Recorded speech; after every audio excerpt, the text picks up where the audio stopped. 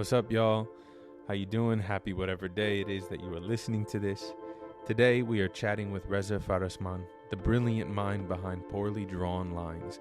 If you don't know his work, imagine a talking bear, a pigeon with feelings, or an alien explaining life better than most philosophers. And somehow it all makes sense, and it's funny.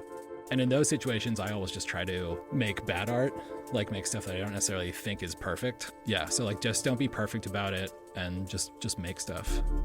And if you do it enough, consistently enough, you start to develop a voice and a habit and become more consistent and good at it. Let's talk to the man behind the lines. Let's go.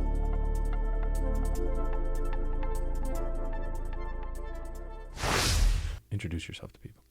My name is Reza Farazmand. I'm a cartoonist, best known as the creator of the webcomic Poorly Drawn Lines, which has been in books and TV shows and mostly on the internet for the past 15 years or so. So not just webcomic. Not just webcomic, yeah. Comic.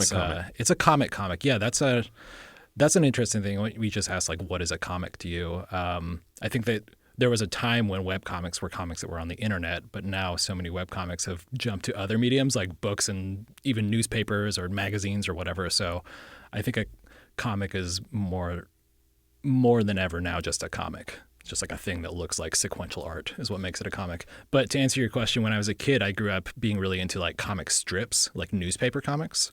So gag comics that end after like 4 or 5 panels. I was not as into comic books, but I did discover some graphic novels like when I was a teenager and in college. Such as? The first one I got really into, I remember reading in middle school, was Mouse by Art Spiegelman. I know this, yeah. Yes. So I think that was the first serious graphic novel that I read as a kid. And then I later got into like Watchmen. Yeah. And then as an adult, I've discovered some more like kind of alternative graphic novels. Yeah. And so Poorly Drawn has these set of characters. Mm-hmm. Why Poorly Drawn? It doesn't seem poorly drawn. Poorly Drawn Lines. It started, well, when I first started out, I was more into like writing than drawing. So I just liked writing funny essays or like funny situations or like sketch comedy. And I wanted a way to add a visual element to that without, say, doing something as complicated as filming a YouTube video or something like that. So I could like come up with a joke and create the visual scenario and publish it like all on my own. So I started getting into cartooning and drawing little cartoons, and my art skills were like not that great, and it was actually very rough and poorly drawn at the time. So I just like fully embraced that and called it Poorly Drawn Lines. Is this pre-Instagram or like? This is way pre-Instagram. This is like when I was in high school. I started drawing for my high school newspaper. That's where I started my first comic strip.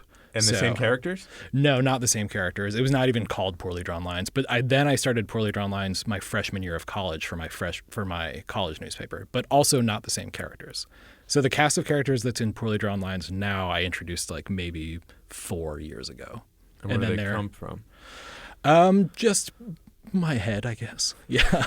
The ones that I'm primarily working with now are like a cast of 4 characters who are all just animals whose names are the name of their corresponding animal. So it's like very simple. And I think they just came from me. I started out just drawing these animals in random one-off strips, and then they'd resonate well with the audience, or I would think it was a really good comic and want to reuse that character. And then they would slowly like start making more appearances. So I didn't really make a conscious effort to have a cast of characters. They kind of just slowly, naturally became a part of the comic as recurring characters. And when does it blow up? Because I think it's fair to say it's blown up. It's quite successful. Yeah. Maybe blow up's not the right word. Blow up. I would say like I started visibly gaining a larger audience probably around like 2015, 2016, 2017. That's when I like passed 1 million followers on Instagram and started like really taking off on Instagram. And that was when that was an interesting transition period on the internet when like all the social media sites were publishing your content directly to their feed rather than like posting a link to your website or something, which is how I started out. Like I had a website where I posted my comics, and then I would post links on like Reddit or Facebook or whatever and be like, go read my comic, and get a bunch of traffic to my site, and build a following that way. And then around like 2014, 2015, I started posting directly to Instagram, and that's when I started seeing my like following blow up on Instagram. What do you think people love about it? I hear relatable a lot. I hear a lot of people say they see themselves in the characters, or that it makes them happy to see these characters either like struggling or making light of a situation. So I think there's like, it's like calm and gentle and empathetic, and I think that people see themselves in it or relate to that or find some kind of like sense of calm in it. You have a top 5, like a what are your favorites that you're like, that's the best I've ever done? My comic strips? Yeah. Well, probably the one that people have seen the most is the one where my mouse, one of my main characters, like throws his fists up at the end, and he's kind of in this like a little iconic stance of being ready to fight. So that one is probably like my most viral in recent years. But then some of my favorite ones have been the really long ones. Like most of my comics are 4, 5, 6 panels. But occasionally I'll get really into like doing a story arc or a longer comic. So one that I did recently was in the past few years about this character called Dr. Mountainsin, who's the leading expert on mountains. And he recruits a team of people to go into this mountain with him, even though years earlier he had almost died in a mountain explosion and lost his entire team previously. And it just started as this one-off comic that kind of spiraled into like this 4 or 5 strip arc and ended up being like 35 panels of these characters going on this silly little adventure. So I really liked that one. It's hard to like, because I don't want to explain the joke. So I'm like, and then there's this one where blah, blah, blah. Trust me, it's funny. I do really like some of the longer ones. Like I also did one about, that was a couple of pages long, about a robot on some faraway planet who wants to quit his job as a robot. And then it just kind of spins off from there. I've done quite a few that I really like. I've done, I think, like 4,000 comics or something at this Holy point. smokes. Yeah. Are they all you? Like, are you Dr. Mountain? Are you also, are you the mouse? Are you the pigeon? Are you... I'd say the way I usually explain it is that each of the characters has at least some aspect of my personality. But I think it's also good to write characters that have nothing to do with you and that are just completely zany and far out. So Dr. Mountainsin is really nothing like me, but I would say like Mouse and a lot of the main characters do have aspects of my personality. Yeah. So you're going to go home today, and I was like, what are you going to do later? You're like, I'm going to go home and write or draw. Both. Yeah. Every day? Yeah, ideally. I mean, sure, I have off days, but I think that the thing I found most important about being an artist on the internet and like trying to make a living that way is that you have to be consistent. So I had to really get into the habit of treating drawing and writing as like a job or something I have to do consistently every day. But you haven't lost joy from the job part. There's definitely been periods where I lose joy from it. I've been doing this professionally for like 12 years now, where I'm just publishing like 2 or 3 comics a week. So it definitely has gotten to points where I'm like, oh, I'm getting bored of this, or I need to try a new style of writing or like a new kind of joke or something, and just like try to evolve more. So yeah, I'd say for the first like 10 years anyway, it was pretty smooth sailing. But then at a certain point, at a certain point, you're like, oh, what else do I want to do? Do I want to do something differently? Do I want to do something long form? And I have done stuff like that. I've done a graphic novel, did an animated series. So I'm definitely interested in like pushing into other mediums and like keeping things interesting and trying new things. Well, I bet it gets not old, but tiresome. I mean, 4,000, who has done 4,000 of anything? Yeah, like right. 4,000 is a lot. Yeah, it is a lot. And you're still sort of showing up, right? 4,001, 4,002. Mm-hmm. What's the trick, I guess, to any artist of any age who struggles with consistency and or is sort of tired of doing the same thing? Yeah, well, I think the trick is just wanting. It's not even really a trick. It's just like I don't even know why I do it sometimes. I just have this like desire to make this work and put it out there. I think it's like feeling like being a part of the culture, maybe of the internet or something, that there's like an aspect of fun to it and feeling like you're belonging to a community. But I'd say the main thing is just like want to produce the work badly enough. Like it sounds like a lot, but 2 or 3 comics a week doesn't feel like that much to me. because I really like doing it. And I feel this desire to like write these things and put them out there and have people read them and connect with my work in some way. So I think if you just really love it enough, it feels kind of easy. And that's not to say that if people are struggling with their work, they don't love it. Like, I think you have to embrace those periods of not being very productive, because I think every artist deals with that, or any person in a creative field. And in those situations, I always just try to make bad art, like make stuff that I don't necessarily think is perfect. So like just don't be perfect about it, and just make stuff. And if you do it enough, consistently enough, you start to develop a voice and a habit, and become more consistent and good at it. Do the people reading give you like a motivation or an energy to make another? Are they the ones also inspiring? Yeah, certainly. I mean, I can think back to like today. Yeah, they still are like inspire me, like knowing that people are reading my work, or if they send me a message and saying they're getting something out of it, or like it brightened their day or made them laugh a lot. Like that's great to know. When I first started out, though, I wasn't getting a lot of that, because when you start out, you don't have a lot of feedback. You have no one really reading your work. But then, like when my stuff really started blowing up on like Reddit and other social media sites, that definitely was some positive feedback that made me more motivated. I was like, oh my God, I can reach 50,000 people in a day. Of course I want to keep doing that. That's the struggle, I think, with a lot of artists, is you're making into a void. Mm-hmm. Yeah. And now where I think you're under the assumption that you have to share publicly into the void. Mm-hmm. You don't know if it's being received. You don't know who's watching. You don't always get the day-to-day feedback. And so to stay consistent until the day where it comes, I think is the real, we have to sort of delude ourselves to totally keep making, keep going, keep creating. Yeah. Luckily, we have these channels on the internet now where a young artist can put their stuff out there and get instant feedback, and that's not always a good thing. Like, it's cool that you can immediately reach, some artists can have a comic or a piece of art like go viral, or whatever virality is in the social media age, but like be seen by a lot of people all of a sudden, and that can probably be kind of intoxicating and really cool that you don't even have to like leave your bedroom to get internet famous, quote unquote, or have your work seen by millions of people. So you're a fan of the internet? I am. But I completely am aware of and live through the shortcomings of it as well, which is that like, by the same token where you can reach a lot of people, you also then start judging your work by those metrics in some ways. Like, oh, this comic got X number of likes, that means that it's good, this got or 50, that means I'm good. This got 1,000.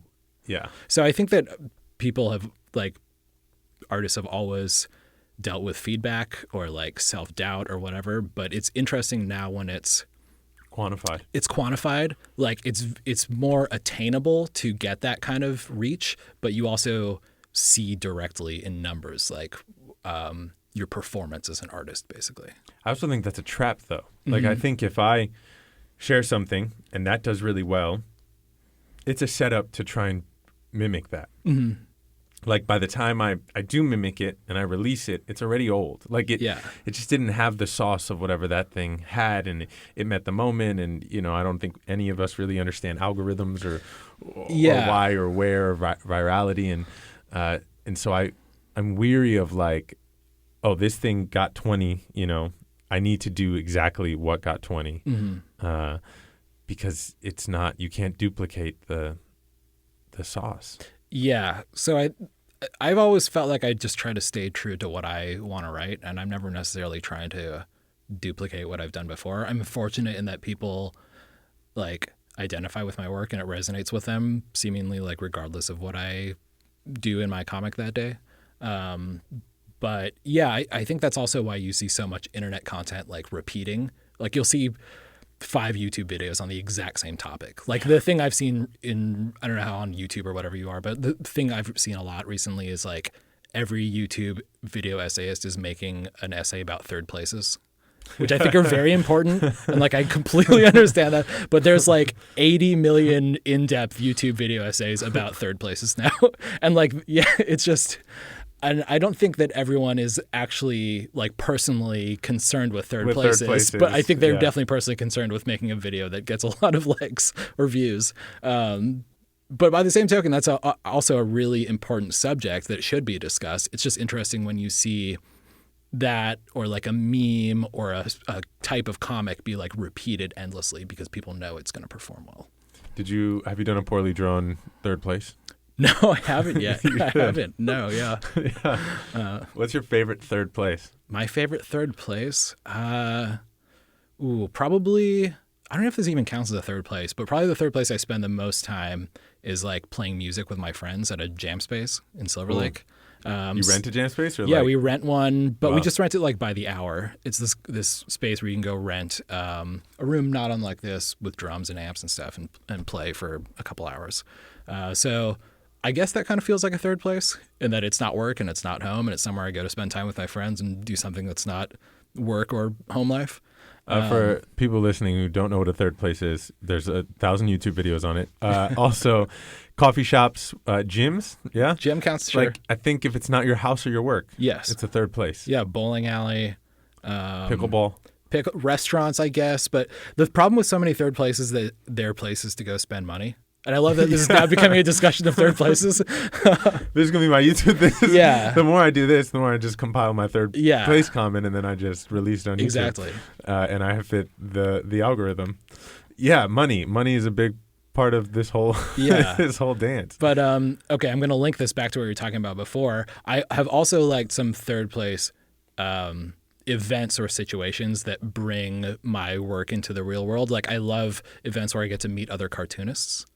Like I have a friend here in LA who puts on a monthly like comic reading where he invites a bunch of artists into a real world space to read their comics out loud to an audience. I think that's a very cool idea. I don't know if that counts as a third place so much as like a third event or something. I think so. I mean, I think what we really desire, you said earlier, people find relatability in your work. Mm-hmm.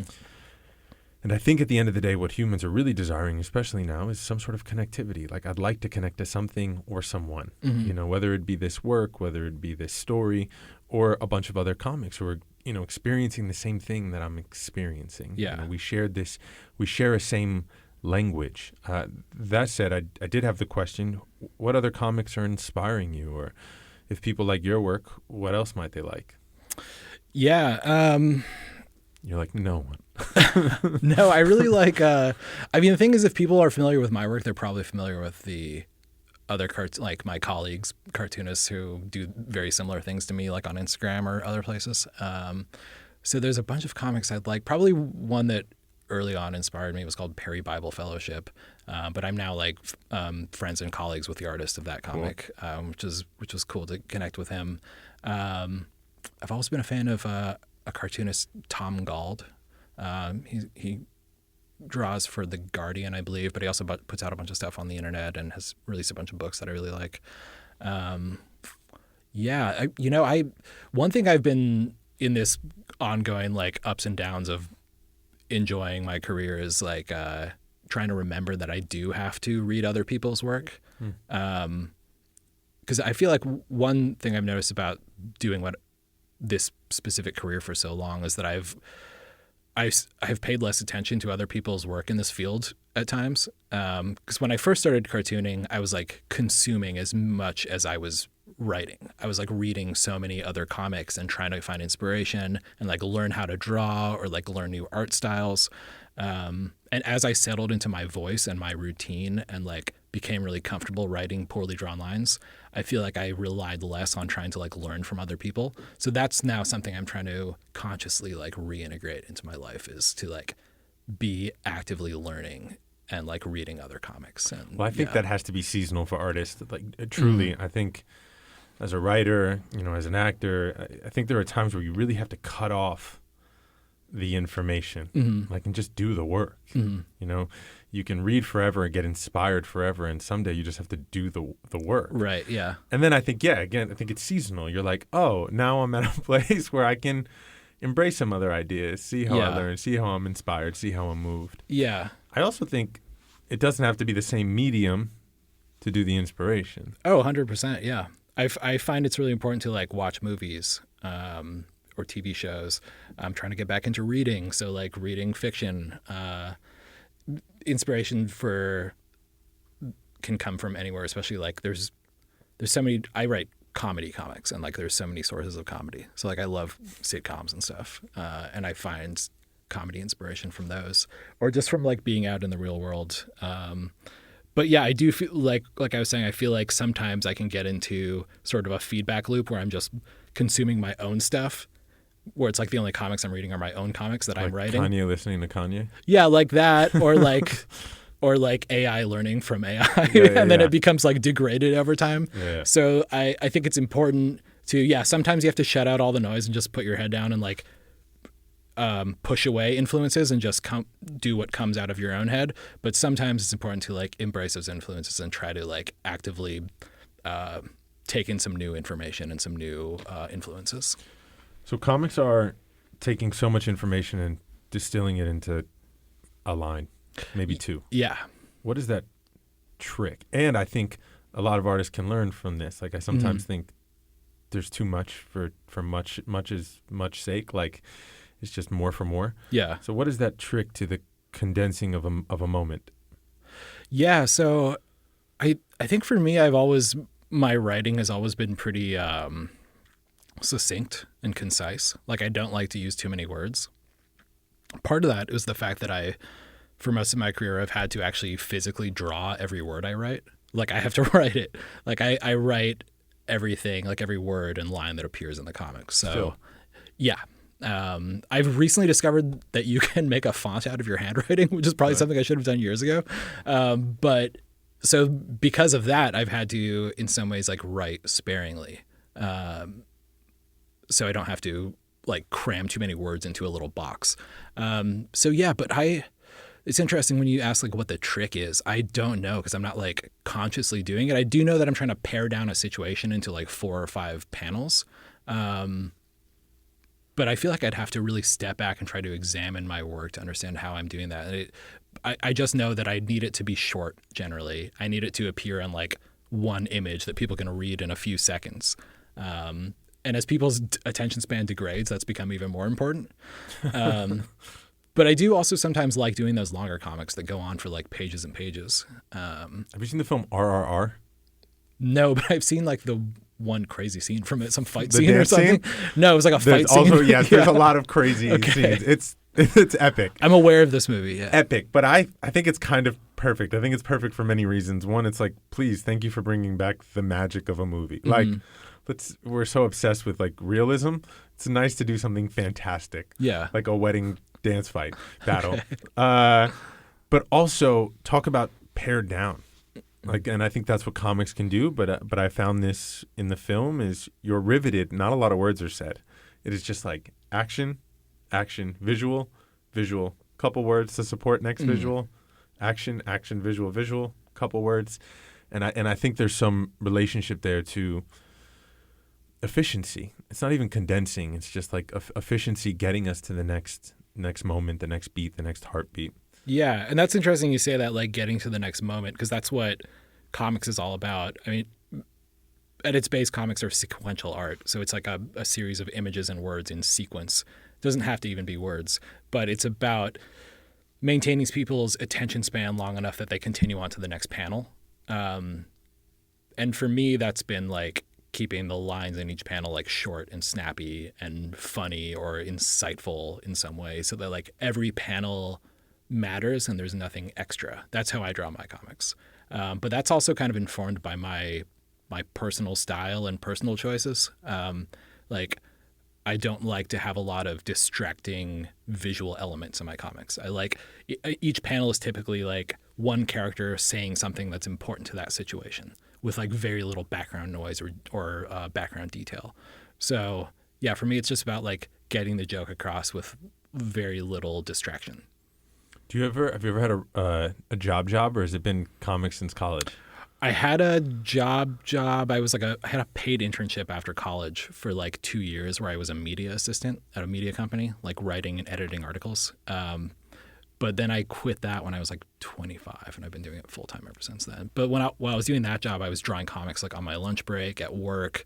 I would start a comic in the morning, work on it on my lunch break, finish it when I got home at night, and then post it to my website, and then post that to Facebook. So I would be posting my comics between like 9 p.m. and midnight, because I didn't really know anything about posting schedules or anything. I was just like, I also I looked to see what the cartoonists who I knew who had made full-time jobs out of this were doing, and they were all like posting 3 or 4 times a week consistently. And so that's where that consistency came from. I was like, oh, if I want to do this, if I want to be a pro, I have to do this regularly. You ever teach workshops? No, I've never taught a class. I've been invited to do stuff like that, but I guess I'm not self-aware enough to be able to explain my process. I just like do it. I would need to like step back and think about like how to put this into a workshop format or something. It would be cool, but yeah, I feel like I always have some trouble communicating exactly how I work, because a lot of it is very abstract, as I'm sure you know, as doing any kind of creative work. Yeah. What's the value of 2 questions. First question is, how many comics are there a lot of brown and black comics, or is it still mainly a white dominated world, or I would imagine, I think it's mostly white. Yeah. But there are, I think there are definitely black and brown cartoonists. I'm sure there are. Yeah. But I think just by virtue of being at least based in the US, it's mostly going to be, I think white cartoonists. You think it's just mostly based? That's what it is. It's like mostly based in the U.S. This was well, obviously, there's also things like opportunities and stuff that you get, or like your parents encourage you to. Like my parents are both immigrants. They didn't necessarily encourage me to get into cartooning. It was like find a stable career to get into. And then when you got into cartooning, they said they were very open to the idea of me, like, because they knew that I loved making art and they knew I loved writing, and so I think they wanted me to at least try to pursue that, so I wouldn't have any regrets or whatever. So yeah, they were pretty open-minded to it when I started doing it, especially when I think when I got my first book deal is when it started to look like an actual career. They were like, fine. Yeah, exactly. So when you start to see some like financial stability from it, I think that becomes a lot easier for your parents to to accept. So a lot of artists maybe don't have the financial stability yet, / don't have the following. This is that, word of advice moment. Like, if you have one, what would you say to them? Or just go for it. Like, there's really no reason not to try it. Like, I was able to make comics and put them on the internet while working a full-time job, at least for a couple years. And I was fortunate that I was able to make money from it pretty quickly. But there's like more avenues than ever to make money from this online and to like build a following. So it really just feels like a really great time to want to be a cartoonist. Cool. Obviously, there's a lot of downsides to how the like algorithm works or how social media influences art or creativity. But if you just know what you want to make and like stick to your guns, I think you have a pretty good shot of like finding a good following as a cartoonist or a visual artist online. I think it's nice and interesting that you said you can't explain your process. You can kind of just do it. Mm-hmm. One part of me says that's really genuine. It's just like a thing. I like to go home. I like to draw this thing. Mm-hmm. I like when these characters come out of me. I'm really like open. You're this sort of vessel. I have Yusef Kumunyaka as a mentor of mine, and he says our only job as artists is to remain open. Like, that's it. You have one job. It's not really to understand what you're open to. It's just you'll know when it arrives, and then you have to put it down. Yeah. You have to scribe it in whichever way you scribe. Right. And I think that's what I'm hearing from you. It's not even really an overthinking. It's just like, I'm going to do it on my lunch break because I like it. And isn't that don't think about selling it. Like, if you haven't made love to the thing itself, like you're reverse engineering if you're thinking about how I'm going to sell it. Will people like it? It's just like, no, I enjoy this on my lunch break. Like, a sandwich and a napkin is sick. Yeah, totally. That's not to understate that I wasn't like desperately trying to figure out how to do this for a living. Like, I was like, I don't want to work in an office. I want to make art full time. So I was like doing a lot of research trying to figure out how to make money from it. But at the same time, I wasn't like tailoring my work to be viral or anything like that. I was just doing what felt right and what I thought was funny. Yeah, the efforting, the calling it in. Yeah. So we're not downplaying this. Yes. You wanted it and you made it happen. Yeah, I don't want to romanticize it too much. Yes. I was like, I don't care if I ever do this as a living. I was like, no, I want to be a professional. Yeah. And I think there was definitely a degree. This is something I've heard from a lot of people who go full time with their work, is that you have to like kind of delude yourself into believing that it's possible, because the odds are really stacked against you. So for some reason, even as I was like struggling or whatever, there was never any doubt in my mind that I was going to be a professional cartoonist. Yeah. Sick. So I think you just have to like believe that it's going to happen. I think that's that delusion I talk about. Yeah. Like I had that same delusion, and I sometimes lose it. And as I've actually accomplished things, I think I've lost that. Yeah. It's easier to imagine you'll have something when you have nothing, and then when you have something, you feel sort of grasping in desperation that I have to hold on to it. And then I think there's like this version of me returning to that healthy delusion that says like, no, I'm not going to lose what I have. I'm actually just going to have more. Yeah. That ties to this thing I heard recently about like amateur art, where when you are making art as an amateur, you're not aware of the constraints of the industry or what's expected of the medium. So you just do whatever. Like you take a lot of risks, and you don't know this joke isn't going to work because you haven't tried it already. You haven't been doing it for years. So there's something like raw and outsidery about that like early amateur art, where you don't know what's possible, or you don't know the limitations. You just know like what you want, essentially. And then as you do it for years and start to understand the limitations around it, like start to understand what it actually takes to sell a TV show or get a book published, then it becomes almost a little bit harder to delude yourself, because you're aware of it, and you know how difficult it actually is. So yet you got to delude yourself. Yeah, exactly. So it's almost like trying to stay in touch with that like early raw version of yourself who didn't know the limits yet. Oh, so good. Important. Yes. Yeah. Early raw version of ourselves don't know the limits. I just wrote my first fiction book. I don't read fiction, and I wrote a fiction book. Cool. And it is not it's not traditional, and it took forever for me to get this, publisher and agent and then someone was like, whoa, this is so weird and wonderful, but also it needs a little more fictioning. And so then I had to do the work, but that raw, like, I'm just going to write this thing. I love it. Yeah. It's fiction because it's not real. Yeah. It's weird. And then they're like, yeah, but also we need a couple of things. Read this. This is from the world, learn the rules. But yeah, that raw self just should be the driving force. Yeah, because you had the audacity to write a book. Like that's an audacious act that you have to like not think too hard about it to do it, to like really complete it. Like sometimes you just have to like let the momentum take you.